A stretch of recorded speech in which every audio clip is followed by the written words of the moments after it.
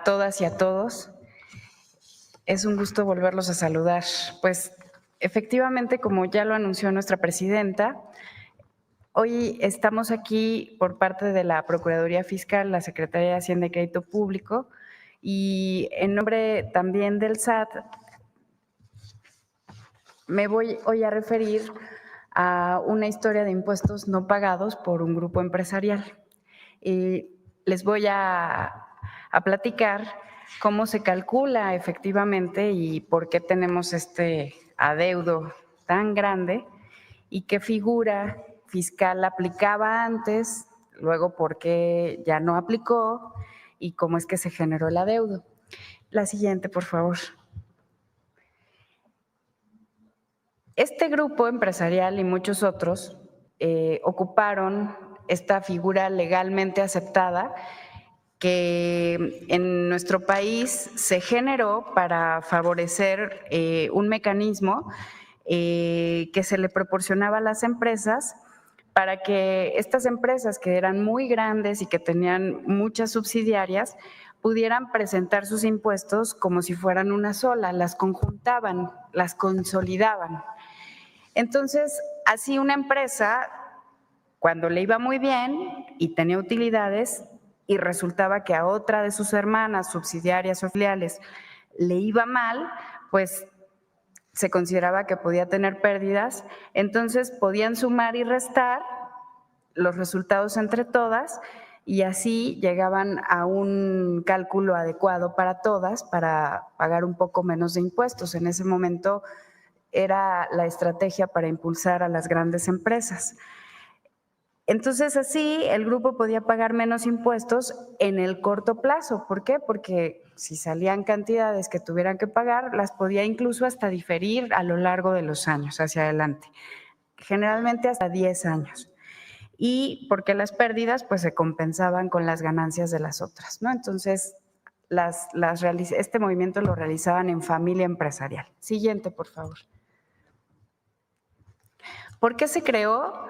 Bueno, en aquella época, ahora les voy a contar más o menos en qué año fue, la intención original pues era fortalecer a estos grupos empresariales, darles liquidez y hacerlas competitivas internacionalmente. En teoría, era un incentivo para invertir más y generar más empleos, porque el grupo no se veía obligado a pagar los impuestos elevados en el momento en que generaba el adeudo y podía postergarlo en el tiempo. Adelante, por favor. Pero hubo abusos. Se generó una problemática importante porque movían los números de la contabilidad para aparentar más pérdidas de las que en realidad tenían y provocar pagar menos impuestos, además ya de los beneficios que les daba esa figura. Entonces, diferían los impuestos durante muchos años sin pagarlos realmente y además afectaban su contabilidad para pagar menos. Y pues esto generó un grave problema a la recaudación del Estado y además se veía un trato desigual entre las pequeñas empresas, las medianas empresas, que además sí pagaban completo, y estos grandes consorcios. La siguiente, por favor.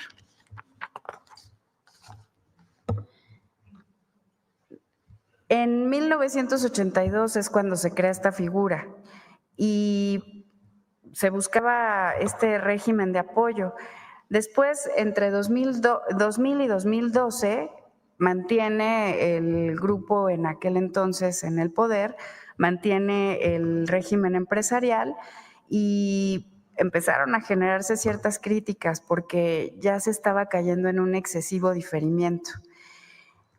Y en 2012 y 2018, entre esos años, ya era tan grave la crisis fiscal que se consideró importante que debía de hacerse una reforma a ese régimen. Y entonces en 2014 es cuando cambia este régimen, lo cancelan y lo que lo sustituye es un nuevo régimen que se llama régimen opcional para grupos, que es mucho más estricto, con plazos para pagar impuestos más definidos. Y el argumento pues era ese, ya se había abusado demasiado y había que recuperar los ingresos públicos. Cuando en 2018 llega nuestro nuevo gobierno, se refuerza la fiscalización, se determinan 0 privilegios fiscales, ya no hay consolidación, el régimen debe ser parejo para todos, debemos conducirnos en equidad y justicia tributaria para lograr el crecimiento y prosperidad del país. Siguiente, por favor. Entonces, tenemos que, está clarísimo, en 2014 se cambia este sistema, se elimina la consolidación, ya no se permite compensar todo de manera indiscriminada, se fijan plazos claros para pagar impuestos y se busca que haya más equidad, transparencia y que los grandes grupos dejen de tener ventajas excesivas sobre los grupos pequeños. Adelante, por favor. Pues este ejercicio entonces nos da una determinación legal, no fue al arbitrio de alguien, fue un cambio de norma y primero se permitió impulsar la inversión y el empleo, pero pues como se abusó, pues hubo pérdidas para la hacienda pública, que todavía estamos tratando de recuperar. Siguiente, por favor. Y ahora vamos al detalle de la problemática fiscal. Pues este grupo empresarial aprovechó esta figura por muchos años y traemos temas ya de 9 créditos que están muy pronto para resolverse en la Corte, para ser exigibles y justamente están concentrados en 4 de estas empresas, de muchas que forman este gran consorcio. 4 en una de las primeras, por los ejercicios fiscales 2008, 2010, 2011 y 2012, ya habíamos dicho 17 años sin pagar impuestos desde 2008. En la empresa número 2 traemos también un ejercicio fiscal de consolidación desde 2009, hagamos las cuentas de los años, más el ejercicio de la desconsolidación, una multa por pérdida indebida en la empresa 3, ahora les voy a platicar a qué me refiero con las pérdidas, etcétera. Y en la empresa número 4, también deducciones indebidas. Entonces, todo es en el mismo grupo empresarial, es una estrategia de grupo. Adelante, por favor. Solo para recordar que en estos 9 asuntos o en estos 9 diferentes casos, tenemos un total, ya se acumuló, de 48,382 millones de pesos como adeudo total. Recordemos que se va actualizando, si no se paga se actualiza y entonces crece. Y pues estos casos ya están a punto de fallarse en la Suprema Corte, como les dije. Adelante, por favor. Pues vamos a entrar al detalle. En la empresa número 1, vamos a empezar por el ejercicio 2013, que es cuando la reforma entra y el Estado decide que ya no haya consolidación fiscal.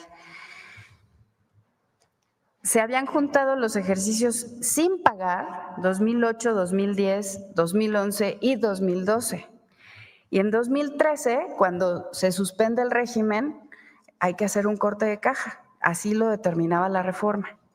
Entonces, el SAT detecta que, aunque ya se terminó este régimen especial que les daba beneficios, la empresa no regresa los beneficios, porque así lo instruía la reforma, no regresa el dinero, no regresa a hacer las cuentas que debe de hacer con el SAT y hacer este corte de caja necesario para demostrar por qué aprovechó este beneficio en cada uno de los ejercicios y hacer las cuentas claras. Entonces, la situación actual que tenemos ahora es que en 2018 y hasta ahora, en los tribunales, pues ya se ha determinado que el SAT ha tenido la razón al haber llamado a esta empresa y determinarle este crédito fiscal que inicialmente era de 24,968 millones, eso es lo que se requiere de pago ahora, y pues le solicita que devuelva el beneficio fiscal que haya utilizado porque fue un descuento indebido entre las cuentas que había que hacer de todos los ejercicios fiscales anteriores, daba esta cantidad como resultado. Entonces, tenemos 16 años de incumplimiento de pago desde que no ha querido sentarse a hacer las cuentas claras con el SAT.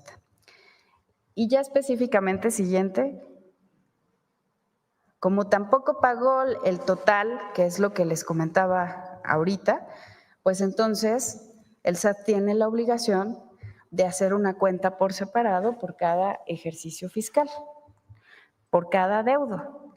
Tenemos el ejercicio de 2008 con 2.096 millones. Es lo mismo, declaró pérdidas indebidas al vender acciones. Son estos movimientos corporativos de ventas de empresas y compran acciones en otras empresas y no calculan correctamente el costo promedio de cada acción. No todas las acciones en las empresas cuestan igual. Y entonces, pues aprovechaban que había empresas que traían pérdidas o ya iban en picada, las compraban, las hacían suyas como pérdidas y luego las restaban de sus utilidades o de sus ganancias. Y eso hacía que disminuyeran sus montos de impuestos. Movieron sus números y aparentaron pérdidas, pagaron menos, hicieron muchos movimientos corporativos, varias fusiones, divisiones de empresas y generaron artificialmente una pérdida fiscal que luego fue usada, insisto, para pagar menos impuestos. Desde 2018 también estamos litigando estos juicios y es uno de nuestros asuntos que ya está próximo para fallarse en la Corte. Lo mismo pasa, siguiente por favor, en el 2012, con un monto de 2.124 millones de pesos, declaran pérdidas, no eran parte de sus operaciones, venían de otra empresa, esta empresa ya en picada, pues la declararon como suya, inflan las pérdidas y generan más pérdidas. Siguiente, por favor.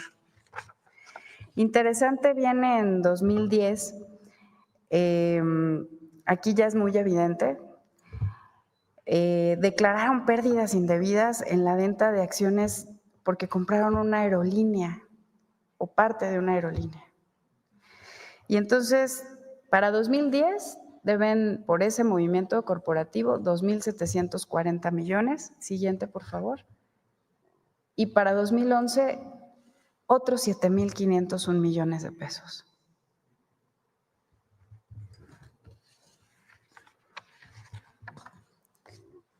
Sin palabras. En la empresa número 2,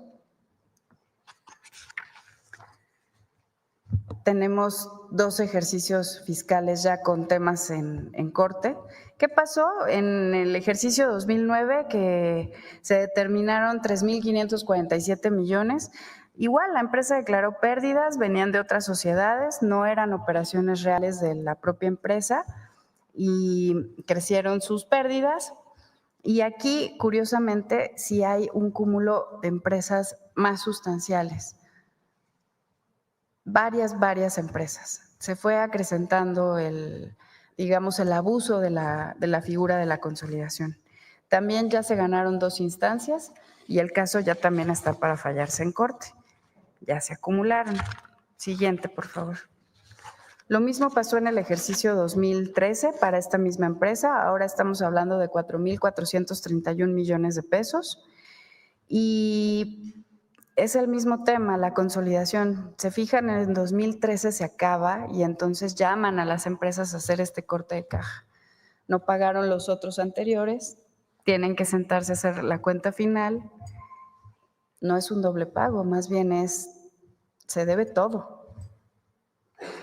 Siguiente, por favor. La empresa número 3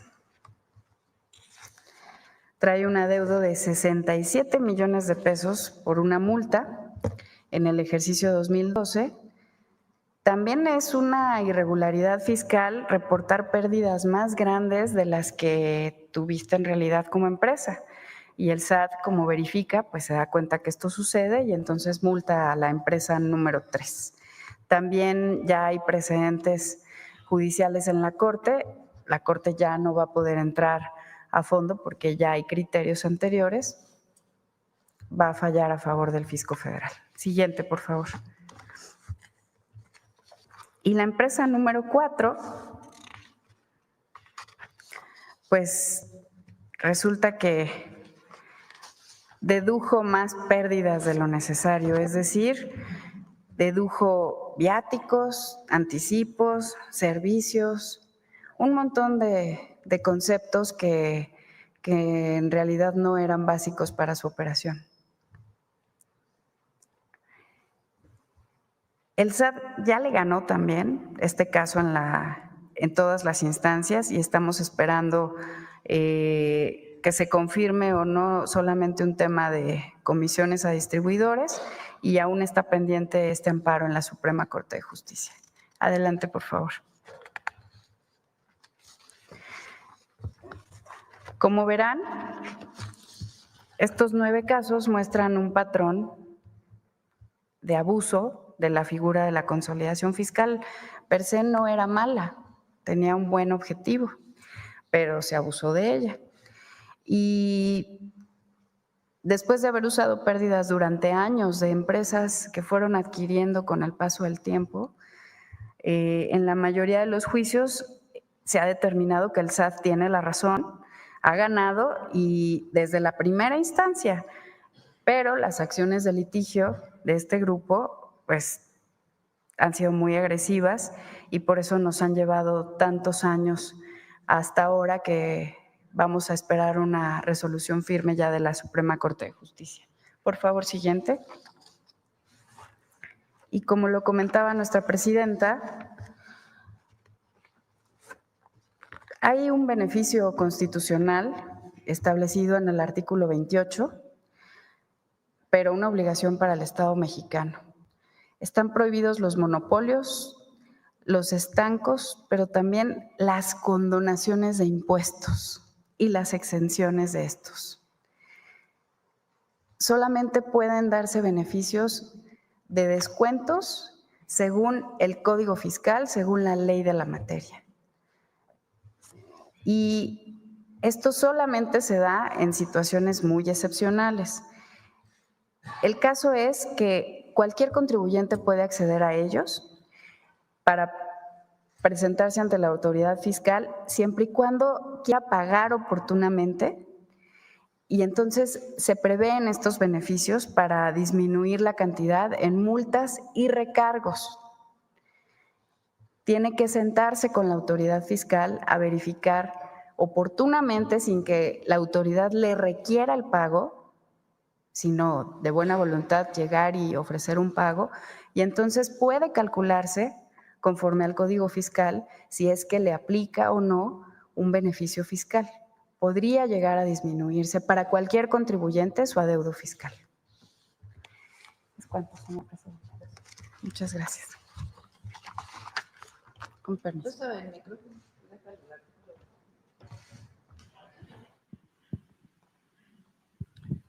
Esta fue incorporada por el presidente López Obrador en la Constitución. No existía.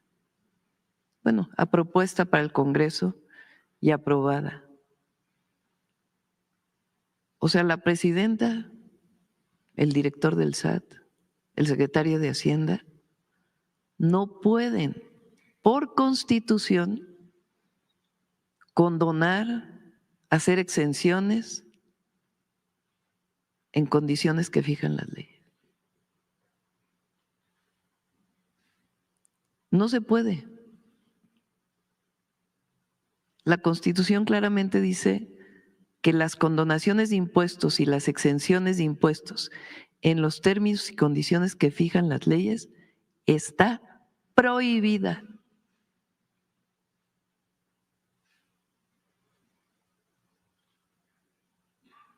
Ya no es, nos sentamos en una mesa, negociamos a ver cuánto te condono, cuánto te exento.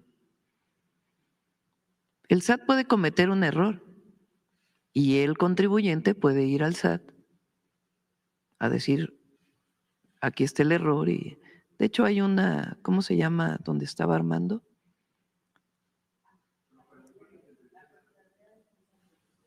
La Procuraduría de Defensa del Contribuyente. Existe una institución. la Procuraduría de Defensa del Contribuyente, donde si alguien supone que hay un abuso de la autoridad, pues puede acudir a la Procuraduría.